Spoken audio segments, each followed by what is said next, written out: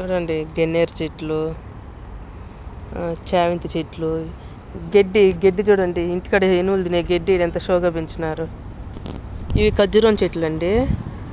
మునగ చెట్లు కూడా ఉన్నాయి, చూపిస్తా చూడండి మీకు. వీధికి ఇటుపక్క అటుపక్క ఈ వీధి మొత్తం చెట్లు అలానే ఉన్నాయండి. చూపిస్తా చూడండి.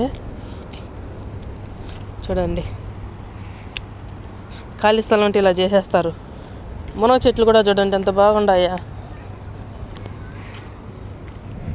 మునగ చెట్టు ఇది పసుపు పూలు కాస్తాయి చూడండి. ఈ చెట్టు ఏం చెట్టు తెలుసా? ఈ పసుపు పూలు కాస్తాయి చూడండి. అది కాగితాల పూల చెట్టు అన్నీ ఉన్నాయి చూడండి. గన్నేరు పూల చెట్టు, కాగితాల పూలు కాసుండాయి. మా సైడ్ అయితే కాగితాల పూలు అని అంటారు, మీ పక్క ఏమంటారో తెలీదు. చూడండి చామంతి చెట్లు అయింది.